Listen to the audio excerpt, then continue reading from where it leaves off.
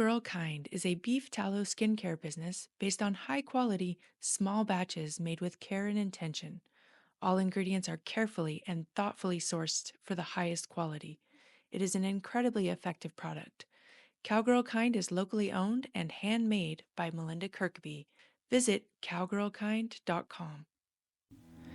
At Arena Mindset, we are empowering athletes to transform their lives by cultivating grit, resilience, purpose, and authenticity. We believe the mind is an athlete's most powerful tool, and by overcoming the challenges of mental performance, they can build unshakable confidence and achieve success in every arena of life. For more information, you can find us at arenamindset.net or on our Facebook page. All right. Well, welcome to the show, everybody. We're here today with Bre Kelley of Bre Kelley Performance Horses. She is a reining trainer in New Plymouth, Idaho, and I've known her for years. We haven't seen each other in a bit, but I'm very excited to catch up with her and share some of her information and knowledge with you guys here listening to the show. Hi, Bre. How are you? I'm wonderful. Good. How are you? I'm fantastic. Thanks for having us out. Absolutely. Thank you Yeah. for coming out. It's a great to see you. beautiful morning. Oh, I love it. So Yes, nice before the yes. sun crests over the arena. Yes, we're hiding in the Yeah. shade right now. It's working out perfectly. Yeah, which is fantastic. We actually talked about doing this yesterday, but it was like 100 degrees, and we were both like, let's do it in the morning. Yeah, it was a good choice. Sounds like a good plan to me, for Loved sure. it.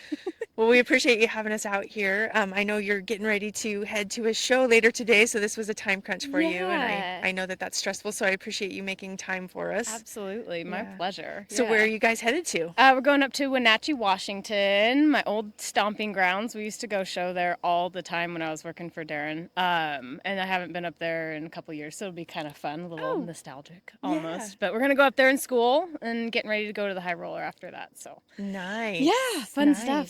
So Exciting how many time are of you year. taking today? Today, I've got 5 going with me today, 2 of which will go then from there to the high roller.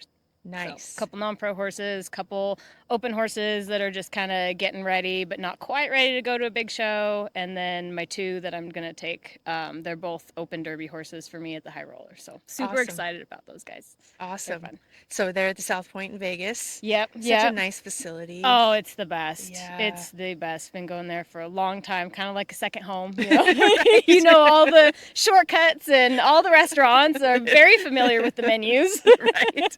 Don't even need one. You just walk in and order. Like I know. Yeah, you darn near know the staff.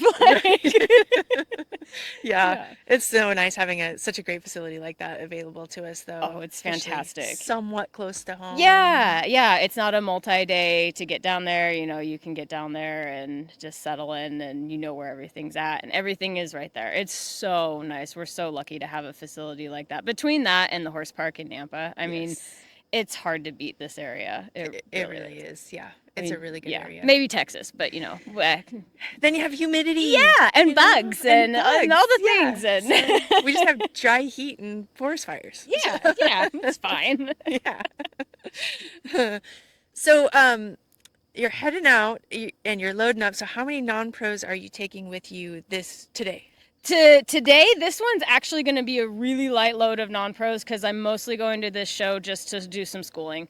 So I've got 2 non-pros that are meeting me there, and that's it. Nice. Yeah, the rest of it is just, and I went to this show kind of last minute because I wanted to get one more in before we left, and so I had a couple non-pros that are like, oh, can we please? So I was like, yeah, okay, come on, Load and up. stuff. But yeah, mostly this one wasn't really on the schedule. I just kind of was like, let's go do a little last minute schooling before we go more down. chance. Yeah. Everybody showed really good at the last show, but it was about a little over a month in between the last show that we went to and high roller. So I was like, I'd really like to go because one of them especially is a little bit greener, and so I was like, I really would like to go get her in the pen one more time and just give her some confidence and make sure that all of our thoughts in the show pen are good thoughts. Yes. Yeah. Good thoughts. I love that. Good thoughts in the show pen. Yeah. That's a good way to put that. Yeah, we want good thoughts. Make the show pen a happy place. I like the thoughts that. are in the right spot. I like that. I've never heard it phrased that way. I like that. It's good. So I'd like to let everybody kind of get to know your background and then maybe get more into the specifics of the industry as we cruise through this conversation. For sure. So where were you born? I was born in like Federal Way, Washington, so Western Washington over Okay. there. Yeah, I born there.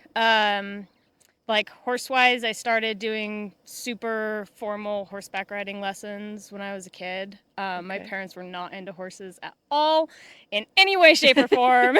And so there's this horse crazy kid that they've got, and they're like, well, okay, we'll put you in a riding program. And so, but it was But they awesome. did, and They they did. facilitated that. That's They great. facilitated it. They were super supportive. I mean, they would be out there taking me to lessons. It's Western Washington in the pouring rain. And when we rode, rain or shine, and I mean, I learned it was the best foundation because I mean, you learned English, Western, very, very structured. Like Okay. we had written tests. Oh, You had, I mean, wow. there was like levels that you went through, and like you had to be Wow. able to, like pick up your diagonals without looking and do all this stuff before they'd start teaching you the next level of stuff. And so it was super Wow. structured, but it was really cool. I mean, it gave me such an amazing foundation. I would think that would actually be really beneficial, especially to a kid, to have those Yeah. stepping stones like that. Yep, and it was like you showed up and they'd have your horse, but you had to do all the grooming, and then they had a tack room where all the bridles and everything, had the horse's name and stuff. So you had to groom it and tack it up and go take it out there, and then it was really very well structured. And like if the weather was too nasty, we would do like lessons inside in the barn and stuff, and they'd make you learn all the parts of the saddle and all the parts of the Oh, wow. horse. And so like I didn't grow up in a 4-H background. Like that really, I really didn't even know about 4-H until I was like 18. Like that just Really? wasn't in my world. But I ended up learning a lot of the stuff that you would have learned at like 4-H or FFA or whatever through Super that. beneficial, though. Super beneficial. And So so yeah. smart of that program, especially to make good use of their time even on weather delays, Yes. and not just cancel. And exactly. And from a business standpoint, I mean, you have Genius. such steady income. You know that the kids are getting dropped off at a certain time, and there'd be like 2 or 3 of us going at a time. And I mean, they had it figured out. It was like that was an amazing lesson program. They did a very, very good job. Yeah. I mean, and if you're that structured and you have that specific of a program, you could even hand that off to your employees and know that Yep. it's following. Exactly. And that's what it was. It was a couple that they would hire these, they were young gals. They didn't seem like young gals at the time when you're 10 years old, but and they ran it. And so, you would have Cindy was your lesson instructor for, this session of time. And so you'd take your lessons with Cindy and she would help you through all of this stuff. And then maybe you'd go on to the next person, or maybe she'd keep helping you. But yeah, it was a cool Smart. program. That's a smart way to do it. Yeah. How old were you when you started that? I think I was probably like 9 or 10. Yeah. Yeah. So did that for a couple years, and then my family ended up moving to Southern California, and picked up in another riding program. It wasn't quite as structured, and kind of had at that point outgrown what they were. Not what they were teaching necessarily, but they just didn't have the same like real structure and stuff. Right. And I was fortunate enough that my parents were able to help purchase my first horse. And so I got my first horse when I was 13. Nice. And it was your very traditional, like, he was, I think, maybe $2,500 at the time, which was, I mean, it's a decent amount of money. And he couldn't tie. He was a 16 one-hand. I wanted a big horse. Why when you're 13? Because. And I had wanted a project. I was at a point in my riding career. I wanted a project. I needed a project. So yeah, it was this big appendix. And he was so sweet. But yeah, when we bought him, he half ran off. Didn't tie. Never did get the thing to tie. He'd pull back. Awful. No. Didn't load in the trig. It was a mess. And like my poor parents, they had no idea. They're like, what would you like, honey? And I'm like, this is what I want. And we're like, oh my gosh, I don't know how I didn't die, but I got him. By the time I sold him when I went off to college, and he was great. He was very, very broke. He still didn't tie, but he trailered, and you could trail ride him, and I did all like the gymkhana stuff with him. Mhm. So, you know, he'd do poles and he'd do the, you know, Western pleasure and all the Right. things that you think you taught your horse. And he would side pass. And I was like, yeah, side He could- pass. He'll move off a leg a little Yeah, bit. exactly.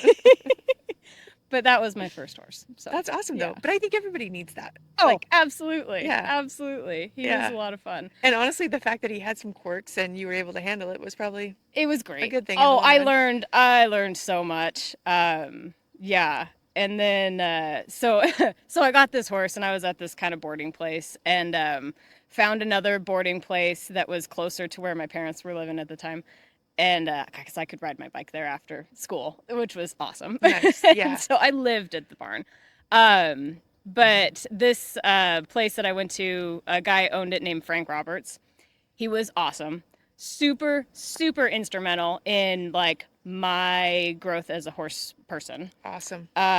He had a rein cow horse stud that he would let me ride every once in a while. And so I got to learn like the very, very basics of what a reining horse could possibly do. Like I think I got to stop, you know, like 10 feet maybe. Nice. But it was awesome. It was Yeah, the it was coolest thing cool, ever. yeah. Yeah, and he spun a little bit and you could work a cow a little bit on him, which Yeah. was super fun. Yeah. And like Frank is the one who taught me how to start horses, so I helped him start horses. Him and his wife also did, this is a really weird segue in my riding, but they also did Tennessee walking horses. Oh, okay. So I got to learn how to ride and show Tennessee walking horses. Oh, wow. And they let me show some of theirs. And we got to go like to Burbank and show and it was like all flat shod walking horses, so we didn't have the big stacks and stuff. Mm-hmm. But super cool. And I Interesting, yeah. still will get like somebody will be riding a gaited horse or even a walking horse and I'm like oh, it's so cool. And it, like all of that old training comes back and I'm It like, is no, pick your cool. hands up. It like Yeah. it's super It's such cool. a different feel. It's such a different feel. Yeah. But like they really taught me, I mean, it was Frank and Janie Roberts and they taught me so much. I mean, from like how to get them halter broke to starting. They were huge in helping me develop equitation because I showed equitation a lot on the walking horses and stuff. And so they were, I mean, we would sit in the round pen and you would just go around and Janie would just be on you about get your shoulders back and sit up straighter and all that stuff. So that was, yeah, they were awesome. Yeah. That's cool. That's cool. It's nice to have those people along the way that help. Yeah. Yeah. I mean, they probably just saw this young girl in there that loved it more than she knew how to handle it, and they were Yeah. like, "Here, let's put you to work." yeah, basically. Like you need something more to do. You need to do something so you don't get yourself hurt. Yeah, exactly. On my giant appendix horse that I'm riding around, they're like, maybe you ride something that's not scary. They were super sweet. That's awesome. Yeah. So how long were you there? Oh, I was there all through high school. So 4 years, I guess. And I really want to figure out who was there, but there was a reining trainer that was right across the fence from their facility.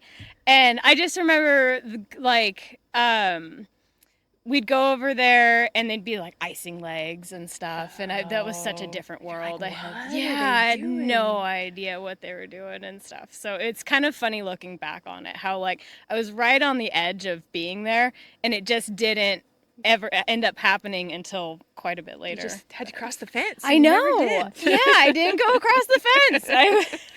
So what year? What year was that? Well, I graduated high school in 2007. And you were in So- Burbank, you said? I was in Temecula. In Temecula. Yeah. So if you know what reining trainers were in Temecula during that time frame, comment and maybe we can Yeah. figure out who it was. It was right next to Briarcliff Equestrian Center. See? Yeah. You never who know. was there? Somebody was solve there. the mystery Yeah, today. exactly. You never know. Yeah. Well, that's cool. So kind of a sneak peek, but you really didn't dive into it at that point not then. at that point. Yeah. From there, I went to college in Fresno, Okay. and that was cow horse, cow horse, cow horse. Nice. And so got into cow horse. They have a really, really great program there. They do breeding, and then they let the kids all like, raise them up a little bit, and they do a sale every year. And That's cool. at that point, the Ward Ranch was a really big donator, and so we had some studs from the Ward Ranch, and we'd get some breedings from them and stuff, and that was pretty awesome. And then we'd get clinicians that would cut, like, so Sandy Collier came out one time and did a Nice. clinic, and um, uh, um, Lynn Lynn Anderson. Anderson. Thank Yes. you. She's awesome as well. She's awesome. Yeah. Yeah. Awesome. Awesome. Yeah, it was super fun. That's cool. Yeah, I got a really good taste of it there, and got an internship at the end of my college years with Jake Gorel. Okay. Went over and worked with Jake Gorel for a while. That was phenomenal. Yeah. Great. And that was really my first insight into like performance horses. Okay. And got to work with him for a while, and I just was, I was an intern for the first part, and then did a lot of loping and stuff. I had a 3-year-old that I got to show, that he helped me show and stuff, so that was really fun. Never took him to any like big shows, but just some little ones. Right. I was broke as a joke. I mean, I had no money to show anything. So, so is this like your early 20s then? yeah. Because I graduated. I was like 21, 22. Okay. Mm-hmm. Okay. Yeah. So was that your first, I mean, I know you showed some of the walking horses, but Mhm. was that like your first Western performance horse showing experiences? Yeah, I had done like I had done all the play days and that kind of stuff that was Western, and like Western equitation and that kind of Gotcha. stuff. And then we had gone, when I was in college, we had gone to some local, same kind of thing, like some local stuff where you'd go take your horse that you'd been working with, and like you got to go in the reining class, and it was scary that you had to do 4 spins. Like you're like, I don't know if I could do 4, like 2 probably, but 4 is gonna, that might get ugly. A lot. So I'll never forget, that was the first time I had a horse that I had worked with, and it was a young horse and stuff, and we're gonna go to this show, and there's a reining class at the end of the day, and I'm like, yeah, we can stop and we can spin, and then they're like, 4 spins, like, oh, I don't know if I can do 4, that's a lot. And like, We might shuffle 5 or 6 feet. yeah, but we'll exactly, we'll get there, it's fine. I think we probably did. But and so when I was working for Jake, that was the first time that I went to like big shows. Gotcha. And we actually came up to the Futurity, Idaho. Oh, did you? Yeah, I got to come up to this one, which is, it's that whole weird like Full cycle. circle. Yeah. Yeah. Because at the time, you have no idea. No. And I had And the no horse world idea. is so small. Oh, yeah, exactly. Yeah. And it was like being in the bright lights, everything just seems so big and intimidating. Yeah. And then, you get into it later and you're like, yeah, it's all the same. Yeah. It's funny. I think that's the case for everybody, though. I remember my Yeah. first couple shows, I was just like, they were like gym state shows and an outdoor at high desert. And I was just Yeah. like, this is such a big deal.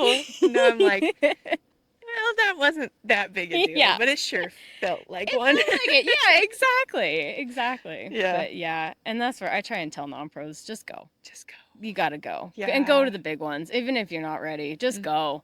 I love that, though. So many people don't say that, but I think you're right. You have to just Yeah. like break through Jump. that intimidation factor, break through the fear. Yep. I mean, I don't know if I have never stopped getting nervous, but at least Oh, I don't pull up feeling 100% like I don't belong there Yep. or that I have no right to be there like I did initially. Yeah, exactly. And especially when you go to those big shows, everything else seems way better. Way better, yeah. Because you're like, okay, I've been to the biggest shows. Right. I know what that feels like and what that's going to be like and stuff. So everything else just kind of ends up being like, okay, that's very doable. And Agreed. and then the more you go, the more you just get comfortable, and you realize that everybody's people. They're all people. That's one of the biggest reasons I wanted to do this podcast is because as time went on and I got to know people, and especially with my marketing business and everything, I got to know the trainers on a more personal level. It was like, these are just humans. Yeah. They're just people, and they're actually really nice, awesome, interesting people that are helpful and kind.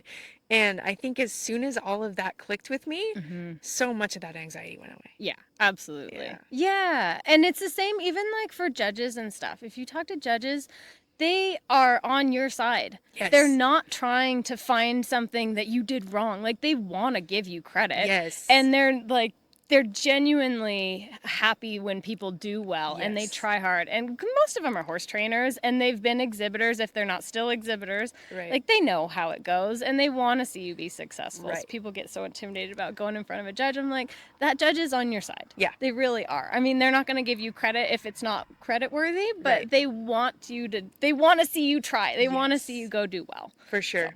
Agreed. Yeah. Yeah. And again, sometimes with videoing runs and stuff, you'll be close to the judges and you even just hear them talking with their scribes, talking to each Yes. other. They're not out there to crucify you. Nope. That's not what they're all. doing. Yeah.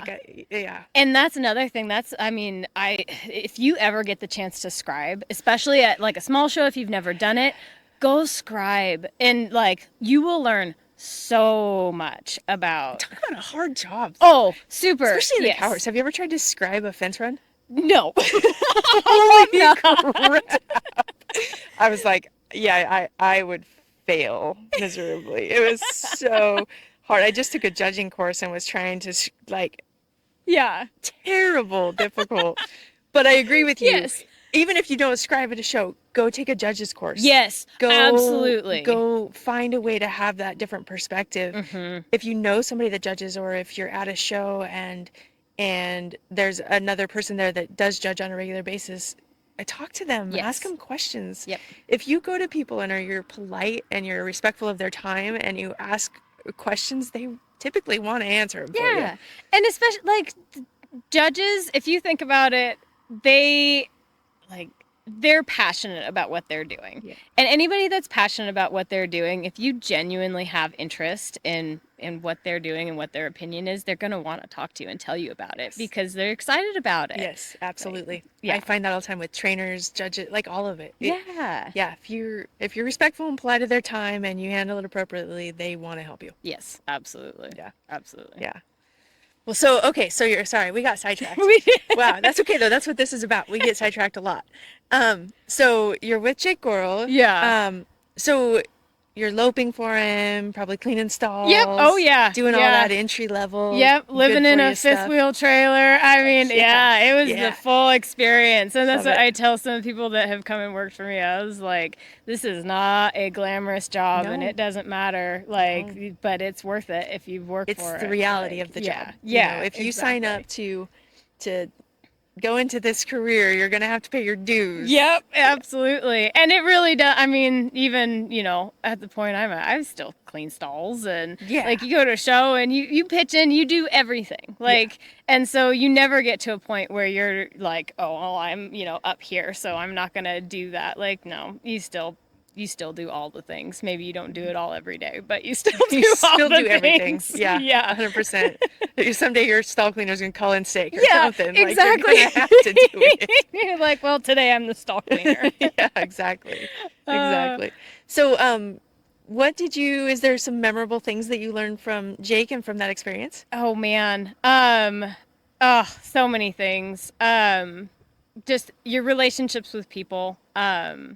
Jake had great relationships with, his owners and they'd come out and, I really remember a couple of his owners that would come out and they were so appreciative and, kind to like the couple people that worked there. Like, he had a 2-year-old guy and he'd usually have an intern and then an assistant. And so, they'd bring you a jacket with their ranch brand on it or just, bring sandwiches one day and Right. stuff. Like, just super appreciative. Really, really nice. And then the other thing that I really picked up from that program was Jake. At that time, Russell was still down there. Mm-hmm. And so they would hold clinics that Don Murphy would come out to. Nice. And so I got to I got to be in one of them, and then audit a couple of them and stuff. And just how they were so eager to keep learning. And they didn't have, they never acted like they knew it all. They were always, looking for help on something and learning. And I thought that was so cool to Yeah. see. Yeah. And yeah, Yeah. that was pretty awesome. I love that within the industry that you see the open riders come together and share ideas and try to Yeah. grow the sport as a whole. Yes. And then they can go home, they can share that with their non-pros, their owner. Like it Yeah. just that type of consistency and gaining knowledge is so beneficial to everybody in the Yeah. industry. Yeah. Everybody. And there's some guys that have such an eye that Yeah. like if Don you Murphy can being one of them. yeah, exactly. My friend Cy Hobby and I, we had well, he had and graciously let me come, Mike Flaherty come out. Oh, And nice. so he got to, watch us ride our horses and give us pointers, and then he did a little non-pro clinic, and it was so cool not only to have him help us with our horses and watch, him help other trainers and that kind of stuff, but then watch him coach some of our non-pros and what he picks up, because you Right. see them every day, and so Yeah. you're like, oh yeah, they need help with this and this and this, but then he's like, well, yeah, but they need help with that because that's not working. I was like, oh, just Oh. seeing somebody have fresh Yeah. eyes on a horse and rider team that you watch all the time was Yes. super beneficial Oh, I too. can only imagine. I never thought about it from that angle, but I bet Yeah. that was very beneficial to take home for you as a coach as well. Yep, exactly. Yeah. And just a different coaching style, Mhm.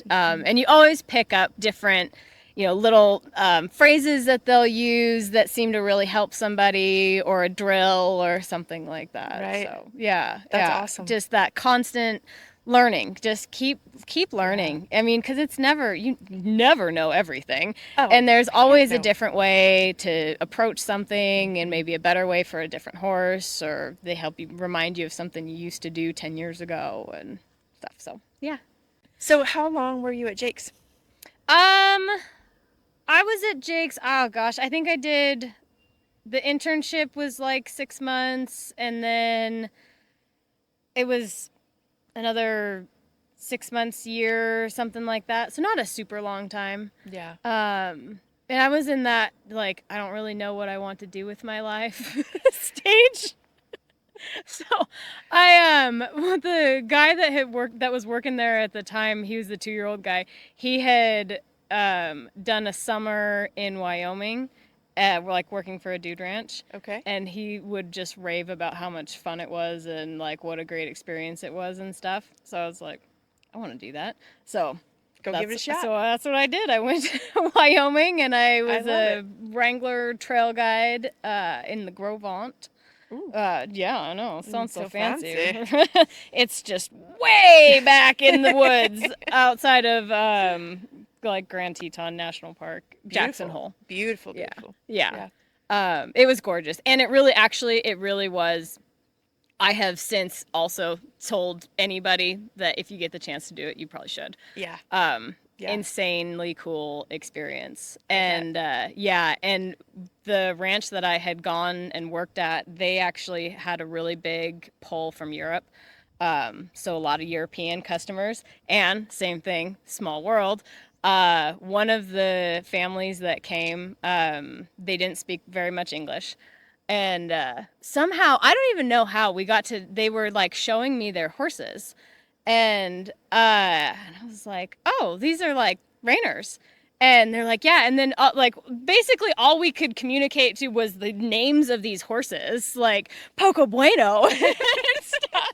But he would show me these videos of his reining horses, and we were both so excited about these super cool horses and stuff. And it was just one of those, like, couldn't communicate a lick otherwise, but we had this really cool dialogue going of like, look at this horse, we'll look at this horse. And so it was really fun. And after that I went and looked up, like, they've got this beautiful facility in wow. Italy. And Should have got there. You should have been like, can I come visit you now? Right? Yeah. Yeah. Yeah, so I just weird. It's a small world. That's funny. Yeah, so that was super cool summer. And then I had an opportunity with some old friends. They were like, because I knew I was going back to Western Washington after that, because I didn't want to spend a winter in Wyoming. Yeah, That's cold. I don't blame you. That's cold. Yeah. I had some friends that were like, hey, so we've got this horse, and we've gotten really into mounted shooting. She's a little bit much for us. Would you be interested in like riding? Like, we'll let you, we've got some guns you can borrow. We'll show you how to do it, all this stuff. We think you need to do this. It's like, I've got nothing better to do. Sure, why not? Why not? Give it a go. Give it a go. And so, yeah, so I went back to Western Washington, and I kind of like hung up my shingle because it was one of those, like, I didn't really want a real job. Right. And they're like, if you want to, work some horses out of our barn, that's fine. And so I was just doing basic riding lessons, but then I got into the mounted shooting. Super fun. How I met my husband. I've only done it like a couple of times. Yeah. My mom was doing it for a little while, and she had the guns and everything, and so I played with it a couple times. Yeah. But I've never like done it. It's super But it was super fun. Yeah. Yeah. Yeah. My husband is very, very good at it. He is very, very good at it. Yeah. He still shows up every once in a while and cleans house. It's ridiculous. Yeah. But yeah, anyway, side note. Yeah, so I did that for a little while. Do you still train some mounted shooting horses? Yeah. I thought you still do a few. I still go here every and there. once in a while. It's Yeah. fun. And yeah. I just do a couple of them because I don't know. Well, yeah, I just do a couple of them. Yeah.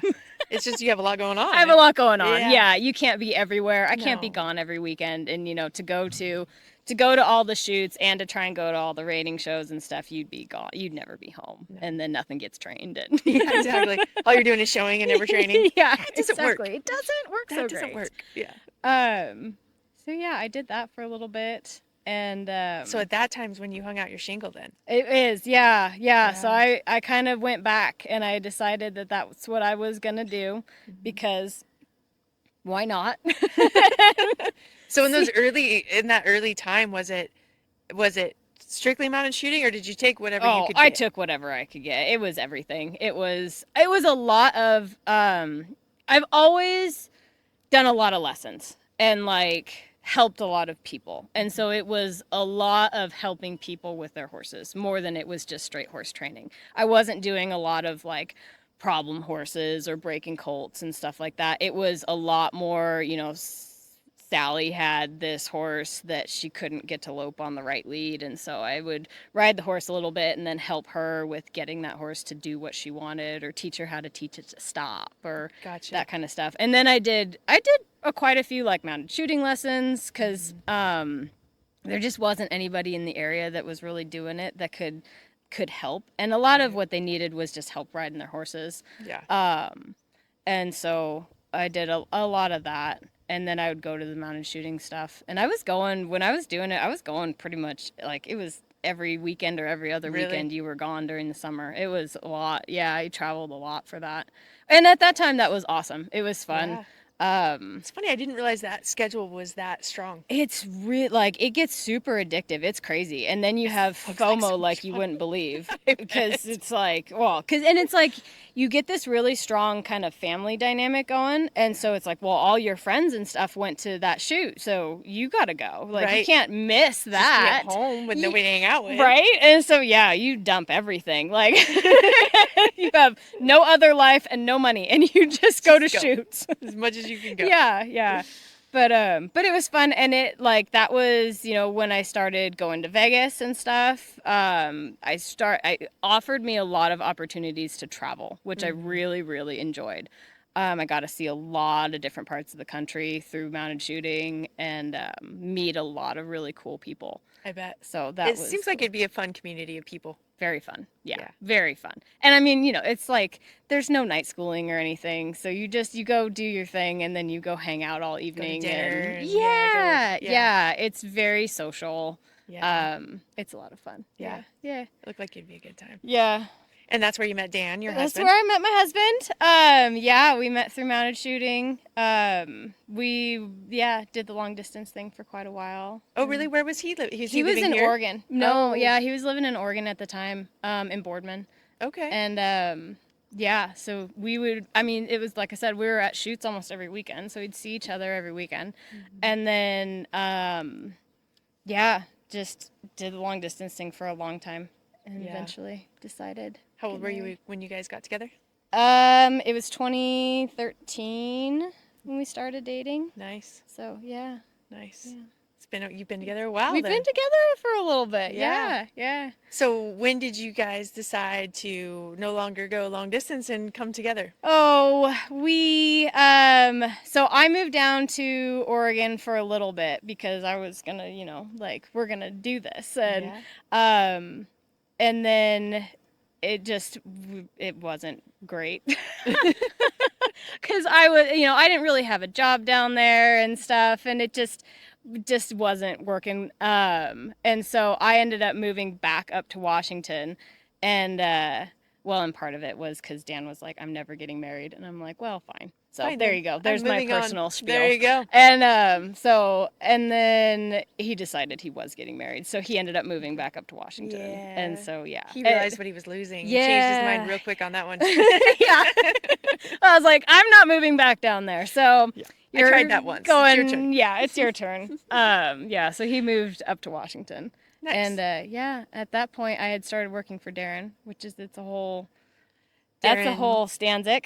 Darren who? Darren Stanzik. Oh, Darren Stanzik. Yep. Sorry. Mm-hmm. Yep. Nope. Yeah. That was an accident. Yeah, I got into reining by accident. I just tripped and fell into it. Kind of. So same people that had the mounted shooting horse. Uh-huh. They had acquired this stallion that was really pretty, and like he was so lazy. And they wanted him to do the mounted shooting, and he was fine with the gunfire and stuff, but I mean, he was so slow. And so it wasn't going to happen. They can't be slow in that They can't be slow. And so they're like, well, what do we do with him, maybe? And I was like, well, maybe you do the reining with him. Like, it's at least like you only have to run a couple circles, and like he might be better at that. And he kind of wanted to stop, kind of wanted to turn around and stuff. And I was at that time, I'm full into mounted shooting and stuff, so I have no interest in really doing this, but enough that I'm like, well, maybe I'll help you go take some lessons or whatever. And so I'd been riding this horse around, and they set up an appointment with a trainer named Deanna Lally, or at least they thought they did. And they somehow numbers got crossed and saved in the wrong spots and whatever. So I'm like, I'll go ride this horse for Deanna, and we can decide if this is going to fit in her program and whatever. And so we get to the gate and call Deanna because there's a code that needs, and she's like, I don't have a gate on my property. Oh my gosh. And we're like, wonder where we are. Where are we? So then we figure out we're at Sky River Equestrian Center. Darren Stanzik is working out of this barn. And so I hadn't set up the appointment. So I'm just kind of in the back seat going like, what's going on, guys? What are we doing? Yeah, and they're like, well, we didn't really have an appointment to be here, but we're going to just talk to Darren and see, and just talk to him. And so we get there, and Darren is wonderful, as he always was. And he's like, don't worry about it. It's no big deal. Unload the horse, come ride. Like, we'll get it worked out and stuff. And so I was like, okay, cool. So I'm riding this horse around and, just riding around. And I am so impressed with how happy his non-pros are. They're giggling and laughing as they're taking lessons and joking around and stuff. Walk through the barn aisle, all the horses are happy, their ears are up, they're excited, and I was just like, this is impressive. Like, yeah, that's very amazing. That's impressive. Awesome. And so little do I know that while I'm riding this horse around, Darren is up in the viewing area talking with the owners of the horse, and he's like, man, I'd really like to have somebody like that work for me. And he's kind of thinking that, I work for them when really I work for myself. Right. I'm a self-made woman here. I mean, yeah, my own horse trainer. And so we get in the truck and we're leaving, and I go to Mark and I'm like, man, I think I would really like to see if I could come take some lessons with him. Like, there's something cool going on here. I'd really like to see if I can't get in on that a little bit. And Mark goes, well, he actually asked if you would be interested, like if you were possibly available to work for him. So. And you were like, I was like, let's see if we can make a deal. So yeah, so I started working for him, and I worked for him for 5 years, something like that, 5 or 6 years. I went out on my own in 2019. So, Nice. yeah. That's Yeah. awesome. That's a great amount of time. I hear that a Yeah. lot, like that 5 to 7 year mark of working Yeah. under a good trainer is wise. Yes. Yeah, definitely. Definitely. And yeah, no, I felt you're never ready, but I felt Right. pretty confident at that point that That's it awesome. was yeah, time to move on. And like Dan and I had gotten married in 2018.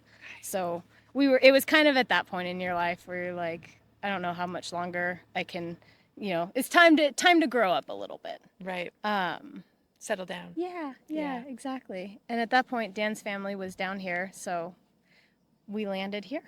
And Nice. yeah, Darren helped me find the first barn that I worked out of, and yeah, it was awesome. That's cool. So, you get in with Darren's facility Mm-hmm. and you spend those years there. Tell me about that experience, like how he opened you up to the reining industry. Oh, it was. I got to do. He gave me so many opportunities. It was so awesome. He was. He's the reason why. Like, I mean, everybody has played a part, but like, he's the reason why I'm a reining trainer. And he Right. even told me because I was working for him, but I was also still kind of doing my own thing on the side. Because you hustle when you're in your 20s, and Mm-hmm. he's like, you could make a career out of this. He's like, that there's no career there, but Right. this you could actually make a career out of. And I was like, yeah, you're probably right. Because he was letting me still go to mounted shootings and stuff, and so I wasn't like 100% all in at All that in. point when I first started. Mm-hmm. And I was like, all right, I'm in. So then I was full in, and I mean as I just kind of, I guess, guessing, proved myself. Right. He would give me more horses to show, to school, he would let me do lesson. Like I would, give people lessons. There were a handful of his customers that he was like, I'm kind of full and I don't really have time for this, and he'd pass it off to me. It Awesome. was awesome. He's so encouraging, always there to help. And he had the best non-pro program. Like, and you can ask anybody. Like, you always knew Darren's non-pros. Yeah. Like, it was What a set them big apart? deal. The camaraderie. They were a team.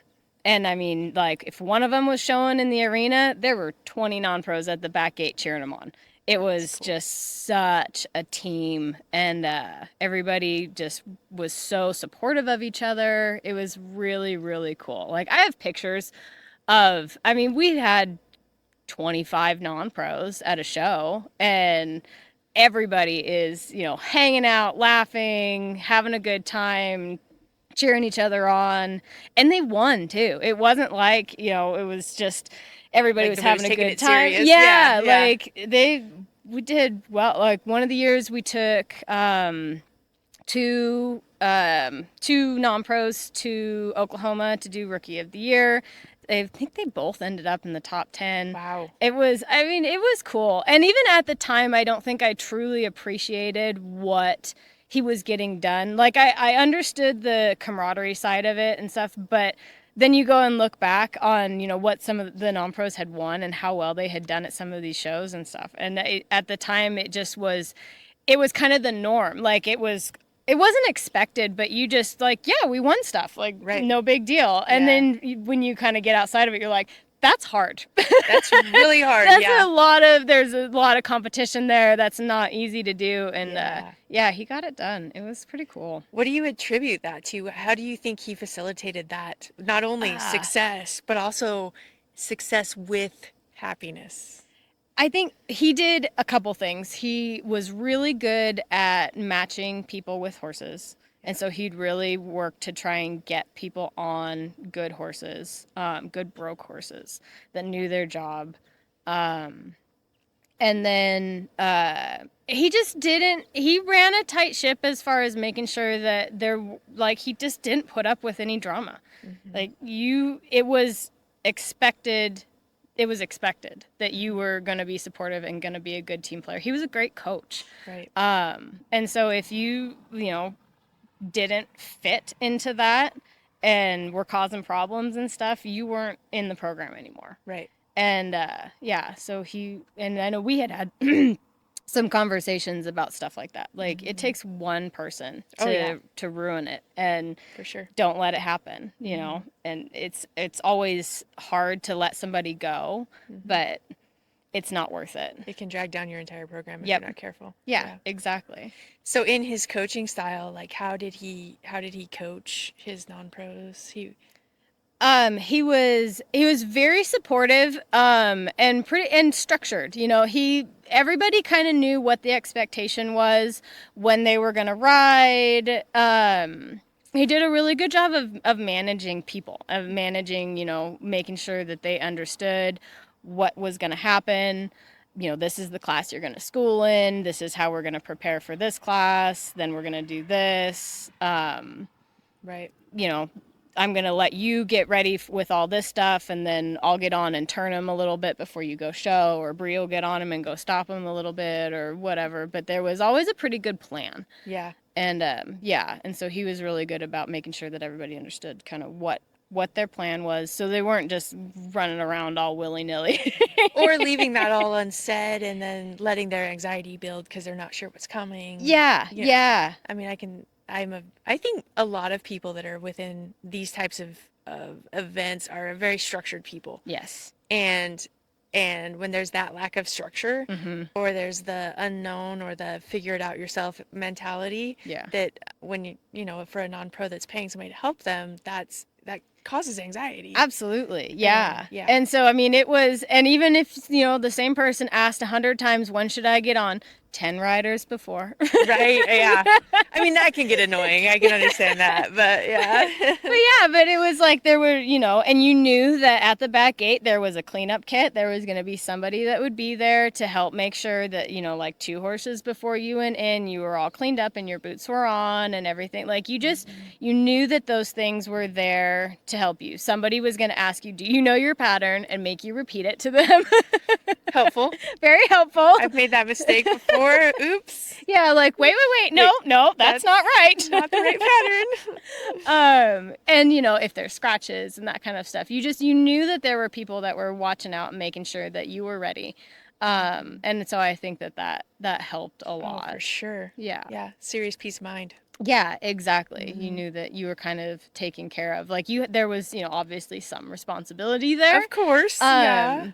Can't do it for you. No, yeah. And it wasn't, you know, we had our program was set up so that there was always somebody there to help you if you needed help, but you were kind of expected to be able to, you know, like saddle your own horse and that kind of stuff. If you need help with wraps or anything like that, there's always somebody to help. But it wasn't you know, like some programs are, you know, I'm going to lead your warmed up horse up to the outgate and you're going to hop on and go. I don't think that helps with their confidence of knowing their horse. I don't think it does either. And so, yeah, it was like if they needed help with something, we were always there to help. Like if they're not getting their horse turned around when they're, you know, getting ready and stuff, somebody's there to hop on and make sure that their horse is doing their part. But they're doing 90% of the warm up, if not 100% of it, because they're the one that has been taking lessons on the horse and riding it, and they're the one that's got to go show it in the arena. So yeah, I would catch riding is scary. It's hard. It's hard. Yeah. And not having that bond and riding a horse at least somewhat consistently once or twice a week or whatever the case may be, and not knowing your horse enough to like just be confident in saddling it and grooming it and doing all those things, like that would be terrifying. Yeah, for sure. Terrifying. And so, yeah, I don't know how some people can do it and it's amazing. But yeah, it's not for me. No, and I don't think it's for a lot of people. Yeah. I think the only time that really works is if you really know the person, like if you really know the trainer and their training style and you know that you can ride behind them because you've ridden with them enough at some point. Right, yeah. But still, you gotta halfway know your horse and know how to push the buttons. For sure, because I mean, you can understand how to do a lead change, but that doesn't mean that you don't have to slightly move your foot higher or lower, or your timing has to be slightly different, or I mean, every horse is a little different. And these horses are smart. And they know. They're They so absolutely know the difference between you and the smart. trainer. Yeah, And for sure they know. yeah. Yeah. So if you don't have the tools to be able to like convince them that you do know what you're doing, Right. they're like, yeah, no, I'm not gonna do Not that. gonna do it. Yeah. Yeah. Yeah, that's for sure. Yeah. That's for sure. So watching all of that and seeing his non-pro program, did that really help mold your program and how you run your program today? Absolutely. Yeah. Yeah. I definitely model my program after his. I think he had a lot of things right. Yeah. Yeah. And especially as I get older, Yeah. the more I appreciate how he had his program set up too. Just, I mean, the reality of it is we can get hurt really easy. Yeah. And he had his program set up pretty well so that even if he did get hurt, you could still coach. Right. You still have non-pros on good bro courses that, Right. you know, you can hire a loper to help lope and stuff, and you can get through an injury and not So completely lose smart. your That's business. business minded. Oh, That's 100%. so smart. Yeah. Yeah. And so that's always kind of in the back of my mind, like, you know, okay, so if something happens, if you do get hurt, do you Right. still have income? Yeah. Because yeah, if you're just riding colts, It there's- happens. It yeah. happens far too often. It Yeah. seems like this happened a lot in the last year Yeah. to people. Well, yeah, you know. exactly. I mean, you just don't know. So Yeah. just I think it's a really good business model. Right. And so I definitely try and kind of stay in that trajectory at least. Right. Like Yeah. I still like Have that in the back of your mind at least. Yeah, yeah. The young horses are still amazing to me. I love I them. do too. And I I love that love- process so much. I think my favorite thing is bringing the young horses up to like that 4-year-old year and then having their non-pros take over. Yeah. It's so fulfilling when you get these young horses that are just confident enough to start doing their job and then they go do it for their owner. Like Yeah. that's the best feeling It's in gotta the feel world. good. I love it. Yeah. It has to feel My good. That's favorite. rewarding watching the horse you built create success for the client that has helped Yeah. you along the way. Yeah. You know, it's a full Yeah. circle relationship. Mm-hmm. Yeah. Yeah. Watching them go out. It's like raising kids. Like you're watching your kids go out and do their job successfully in the world. Right. It's like, oh, proud mom moment. Exactly. For sure. Yeah. 100%. I agree with Yeah. that. So, tell us about your program these days. I know it's a little different in the reining world than it is in the cow horse world, where you have a limited number of horses that you can show at Yeah. every show, correct? Yep. I know in cow horse, like, there's not that barrier. Yeah. So I'm sure that really changes how you run your program and how you make your plans for the year. So Definitely. I never really get to hear how that process works, so I'd love to hear more about that. Yeah, yeah. I mean, even like going to this schooling show, I had to really pick and choose who I was going to take and what classes I was going to put them in, even just for schooling, because I can only put 3 in a class. And so luckily a lot of these classes will run concurrently. So I could put, 1 in novice horse level 1 and then 3 in novice horse level 2 or something like Gotcha. that. So I can kind of utilize that and get some more in some classes. But yeah, as far as, for me, I'm not going to weed through 10 futurity horses. Like my program's just not that size. Right. But even for me personally, 2, 3 young horses, derby horses, that kind of stuff. Like this year I've been showing 3 derby horses. And that was, I don't know how you guys could show more than that. Man, I don't know how some of these people do it. They show up to these Oh. maturities with Yeah. 6, 7 Yeah. 3-year-olds. Exactly. I'm And like- that's what, like I've got 2 of my derby horses. This is really their first year showing. And so they're basically futurity horses. And yeah, just getting them ready is like, luckily I've got my old steady Eddie, my 5-year-old that I've been showing for a couple years. And so he gets the short end of the stick all the Right. time. I'm like, gonna trot you around and go. And Good thing good you know boy. your job. Yeah, exactly. Good thing you know your job. Yeah. So yeah, Yeah. but that's been fun. And I really do like showing a couple horses in the aged events because it does keep you busy enough that you don't have to just like sit there for hours Yeah. waiting. That's the other thing is like you think about that. I mean, don't get me wrong. It seems like the cow horse trainers work insane hours because of the number of horses they have there. Yeah. But also like when you're gone for weeks and you only have a couple to show, is there a lot of downtime? Like, Yeah. So like, yes. And this is really the only show this year where I'm only taking 2. Gotcha. everything else I've had, 6, 10, So 14. even if you can't enter horses, do you haul them just so you can keep them rode? Yeah, and for my program, so yeah, I'll call a couple of them if they're like getting ready for something else or just young horses, like 3-year-olds. I usually take 3-year-olds everywhere. Some of the 2-year-olds that are at the point where they need to start hauling, if there's a spot in the trailer, they go. Mm-hmm. But my program is mostly non-pros, and so I'm taking a lot of horses for my non-pros. Gotcha. Yeah. Gotcha. Yeah. Yeah. This little spurt right here is my own, like, this is my me time, I This is your guess. thing. This is your yeah. Yeah. Absolutely. You But need that too, though. Remember why you're yeah. doing it all for sure. Yeah. But every other show that we've been to this year, it's a lot of non-pros. Yeah. So you've got all their horses and stuff. So yeah, most of the horses have an owner that's going to show them. Nice. And so I guess the only time it gets challenging is just if you've got horses to school. You really have to figure out when and where you're going to school them, because you can't, like you show up to some of these shows and there's 10 horses that I want to take through a paid warm-up, and then you kind of go, okay, so if I get these horses all through a paid warm-up on Wednesday, which ones am I going to have time to show or be able to even show on Thursday, or is their owner going to show them and then I'll school them maybe on Friday, or it's just Right. it's a lot of looking at the schedule and a lot of writing things down. Right. I imagine. Yeah. Yeah. So on average, how many non-pros do you take to a show with you? I would say I usually take 6 is probably a good average. Yeah. Yeah. It's a fair amount. Yeah. Yeah. I usually try and keep my program around 12 horses in training. Mm-hmm. This summer it got a little bit bigger, which was great. But it's, yeah, usually 12 is good. I have me and then I have an assistant. Mm-hmm. And I like the smaller numbers. I like the intimate kind of, and it's a little easier to manage everybody too, because sure. there is, like we were talking about, there's that part of it with a non-pro program is, Yeah. making sure that everybody gets the time and the attention that they need, gets the help that they need, and that kind of stuff. So if Yeah. you have too many, and my assistant stays when we go to shows, so That's nice. yeah, it is nice. Keeps everybody rode and stuff while I'm gone. Yeah.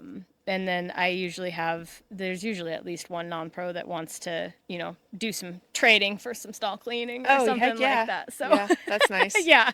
I know I've done my fair share of trading to get Yeah, lessons. yeah, exactly. Take pictures of your horse if you'll teach me something. That kind of thing. I do a lot of that. Love trading. Yeah. It's always great. Yeah. Yeah. But it's all just kind of figuring out how to balance it all out and stuff. But I like that, like I said, that kind of 12, and then I have probably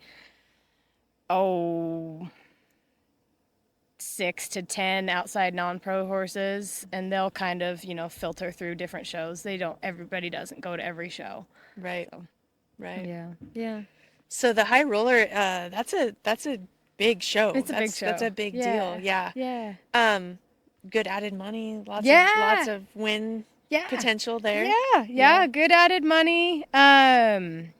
Yeah, it'll be a good show. I'm gonna school them in a couple of the early classes, so limited open kind of classes, and then go show in the Derby the last day. So be there for a long time, just getting ready. But Yeah. How long will you be there? like 10 days. Yeah. Yeah. Yeah. So, but it's good. And I've got my my 5-year-old that I've been showing for a little while.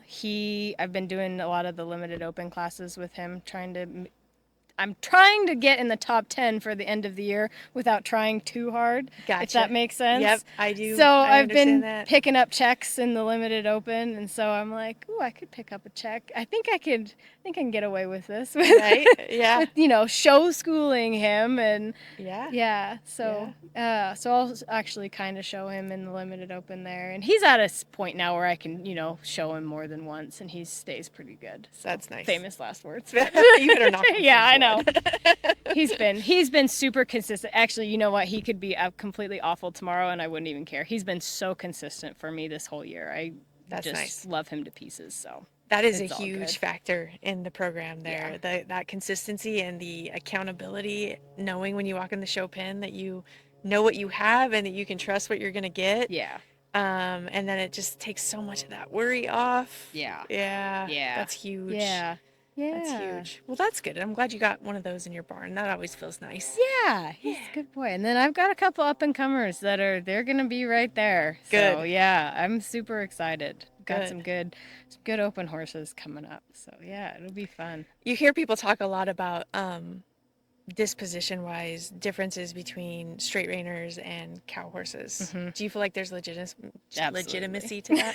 Yeah. Yeah, absolutely. Yeah. For sure. Yeah. The reiners, especially when you get into like non-pro horses and stuff, Yeah. they are so much more, what would you like me to do?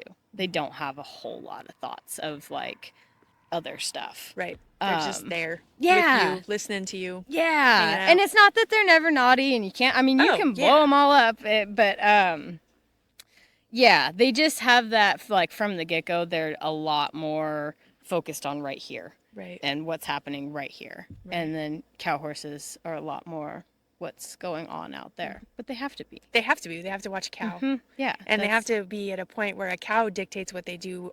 You know, we have to be able to put our hand down and let them go to work. Yeah, yeah. Yeah. And so, and they've just, they've got to have that little extra fire and snap to them and stuff. Where, I mean, you get on some of my reiners and you better be ready to pedal. Like, they're not going anywhere unless you ask. Yeah. Yeah. Well, and Dan, your husband, has shown cow horse as well. Yes. Yeah. So yeah. in addition to your history with cow horse, you also still get that non-pro cow horse insight. Yeah. Because of those experiences. Yep. And he's done a great job. And you were mentioning he's got a young one. He's getting back into it. Yeah. We've got Philly on the Ground this year by Vintage Smoke, and this is his baby project, and she's super cool. And so I mean, we haven't even weaned her yet. She's just a baby, but That's fun. yeah, though. he's super excited about bet. going and getting back in the cow horse thing. Sometimes you gotta take a break for a little bit. Oh, but I agree. yeah. But he stayed active through the mountain shooting and stuff. Yeah, these last yeah. few years, hasn't he? Yep. Yeah. He kept shooting, and then he kind of decided that he wanted to go back to the cow horse, and he'd always wanted a black filly, and so he picked the stud, and we had a black mare, and turned out it was a filly, and he Nice. goes, all right, if it's like before she was born, he's like, if it's a filly, I'm gonna do it. So there we go. Back at it. Worked out then. Yeah. Yeah. You know, your husband's been a non-pro. You've witnessed great non-pro programs. You have your own non-pro program. I feel like your experience working with non-pros is pretty broad. Yeah. I would love to hear what advice you would give to non-pros, whether it be choosing a trainer, choosing a horse, a facility, show day advice, whatever you got for us. Yeah. We will take anything you got. Okay. Don't be afraid to try different programs, I guess, is the biggest thing. I see a lot of people that like they start with a trainer and they get kind of stuck there. And I mean, I'm all for being loyal to your trainer and that kind of stuff. Yeah. I think that is an important thing. But while you like, don't be afraid to seek out help with somebody else if you're feeling stuck. And find a trainer that fits your goals. Because everybody has different strengths, and the top open riders, they might not be exactly what you're looking for in your at-home non-pro horse, Right. or vice versa. Everybody has their own strengths and skill sets and stuff, and you also want to get along with your trainer. Yeah. Make sure that you guys have a good relationship. You don't have to be best friends, Right. but they have to communicate with you in a way that you understand and makes sense. And different people like different things. Like some people need a lot of encouragement. Some people need somebody to be a little bit tougher.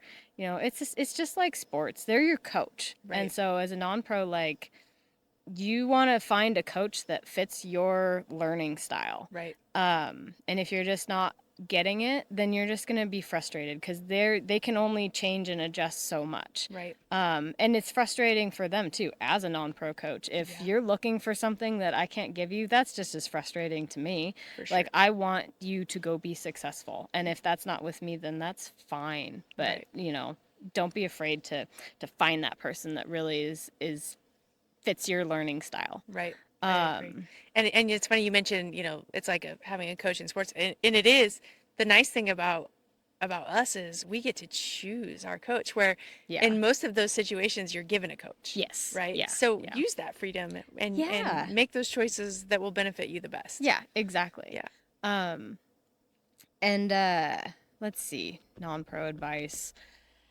Do you have any Uh, like show day advice, any mental ooh. preparation advice you'd like to give?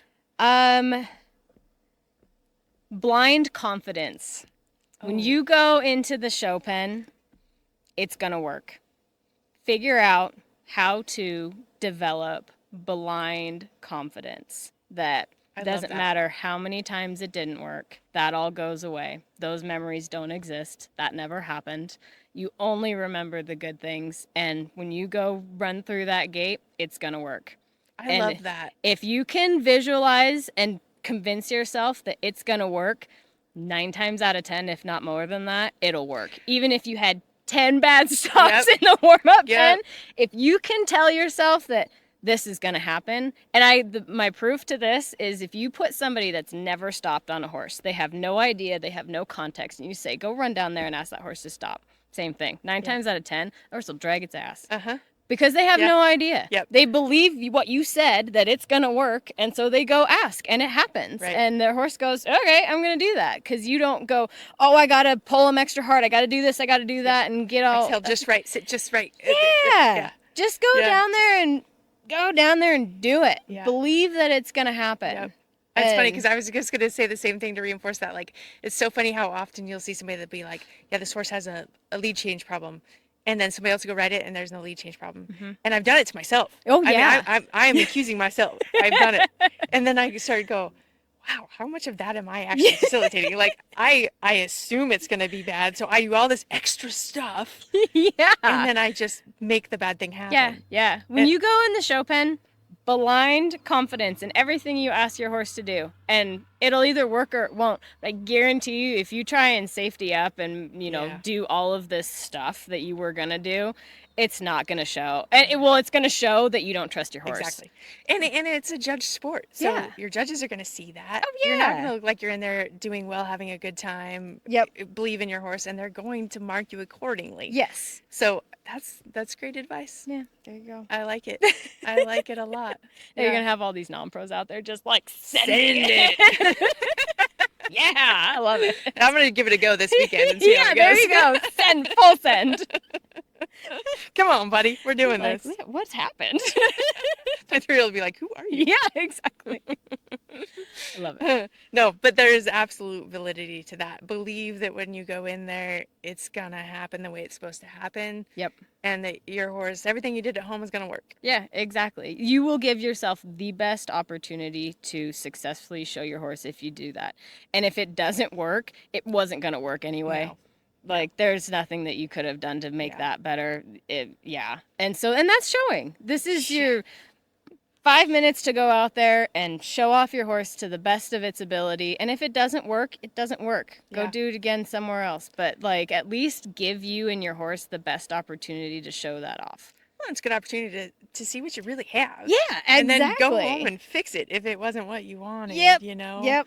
Just be like, okay, this is going to work. And then if it doesn't, then go home and work on it. Exactly. And it gives you a consistent, a consistent ask, right? If you know that you're going to go in the show pen and this is how you're going to ask, at least it's consistent for your horse every time. And you can True. go home and you can teach your horse, hey, this is how I'm going to ask. So, like, I'll have my non-pros practice showing and, like, go out there and run a pattern. And it's amazing how differently they'll ride than if you just riding around and like, oh, that was a nice lead change. Okay, you can change leads. Like, Yeah. And then you ask them to go run a set of circles and they're like doing all this stuff. And you're like, What's happening? Yeah, like I Yeah. just saw you change that horse, change that lead. So why are we not doing it now? Yeah. And so then you got to go through and you got to figure out, okay, what's different? Why are we having this miscommunication when all of a sudden we're showing Yeah. and stuff? So yeah. I totally agree. I'm so guilty of that. For whatever reason, the second I'm like, okay, I'm putting together a whole pattern, things fall apart. And for a long time, I was in a program where it was kind of discouraged to put together a pattern and practice a whole pattern. And I've found that really added to my anxiety in a Yeah. show pen, right? Because things happened faster. There wasn't the breaks between to think about the maneuver Yep. so I've started at home like once a week, just Yeah. running a reining pattern, and then all week I know what I need to work on Yeah. because You it's know, like I can test it, see yeah. what I have, and be like, well, that didn't go well. We better focus on these things this week. And And it's so funny that that was something that I was in the same, like, nobody ever practiced full patterns anywhere in any yeah, of the programs that I worked for or anything. And I'm kind of going like, you guys need to, like, they've got to practice somewhere other than the show, because you get to a show and it was like their first time, you know? yes, And you're yeah, like going, okay, we got to change. So I started doing Saturdays. That's what we do. We run patterns on I Saturdays. like that. And so you go do a pattern and we'll talk about it and stuff. But it takes so much of that show pen anxiety away because Seriously. you have run a pattern. You know, at least have an idea of what your horse is going to feel like. You can start dealing with some of those nerves and stuff. And don't run a pattern every day No, or run the same pattern every weekend week or yeah, yeah. no, Like you got to change it up and you got to make, you know, if your horse starts running off around the corner, yeah, you should probably stop it. yeah, But exactly. we're not actually Yeah. showing. You should Yeah, probably and fix that in that that's moment. another but- valid point to that. Like, it's not like you're actually showing in that moment. Yeah. So if your horse has anxiety when you're getting set up for that rundown, break them down right there. Yep. Sit for a few minutes, walk a circle, whatever you got to do, Yeah. and then go finish the pattern. Exactly. Treat it like a paid warm up almost. Exactly. Like this is your chance to go do a paid schooling, go run through the pieces of a pattern and figure out what's working and what's not working. But it also gives them that, like, I make them all go sit in the cutting pen and like warm up and Right? wait. And I then they love come that. out one at a time and I'm Oh, like, all that's right, great. go. That's fantastic. And I'll be Yeah. like, no, stop, that sucked. No. Exactly. Well, and I've done it to where I'm like, something was just really not good. Yeah. I'll stop what I'm doing. I'll work on that for a few seconds, and then I'll go finish. Yes, exactly. Or okay, today I'm going to test circle speed, Yep. but then I'm not going to test rundown speed. Yes. Or 100%, you don't yeah. have to go lay it down. No, make sure they run long. Like if they scotch Yeah. on you, don't stop there. Yeah. Like go to the end. Finish 'em. yeah, Yeah, exactly. like- Go around the end. Yeah, I mean, yeah. but yeah. But putting together all the pieces, Mhm. in somewhat of a continuous fashion and making your brain process those things at that speed Yeah. is yeah. really what you're trying to accomplish. Yeah. And actually, I can't fully take credit for that. I just kind of remember that was Jonathan Baroque. He was the one that I had heard he was doing that. Like he'd have, especially with his young horses, like at least once a week, he'd have like show day where he would go warm them up and then go run a pattern and see what worked and what didn't work. And I was like, why aren't we doing that with our So non-pros? smart. Yeah, Like, so smart. yeah, exactly. Well, and I actually heard it originally. Somebody told me that Andre Fapani does that. Oh, well, see, yeah, there And I'm you like, go. well, if he's doing it. Yeah, then surely it can't be that bad. like it can't be that bad for your horse. yeah. Yeah, like you said, as long as you're doing it smart Yeah. and not just like laying it down Don't- for yeah. the birds. Don't go run the same pattern every weekend and just like burn it out every time. Like, yeah. It's probably not going to work for you. Yeah, But- hold them on a counter every once in a while, that kind Yeah. of stuff. But like, yeah, I think so. Anyway, I don't remember where we were with No. that, but I think that's yeah, great. Yeah, I think that's really great advice. Yeah. Well, Bre, I know you have to get packed up and get on the road, and it's kind of starting to get a little sunny out here. So, any final thoughts or anything before we wrap up? Nope. No? Thank you for coming and doing Oh my this. gosh. This has been super fun. Thank you for squeezing me in. I know this Yeah. was kind of a short notice and a busy morning for you, so I really, really, really appreciate it. Absolutely. And I'm wishing you all the best luck, not only Thank you. schooling, but most importantly at the high roller. Yeah. Yeah, It'll be fun. be cheering you on. Thank you. Yeah, so, Yeah. but yeah, good luck down the road, and I sure appreciate all the advice and information you shared with us today. Absolutely. Thank you. Yeah, thank you. Yeah. And thank you all for tuning in, coming along for the ride, and don't forget, use more leg.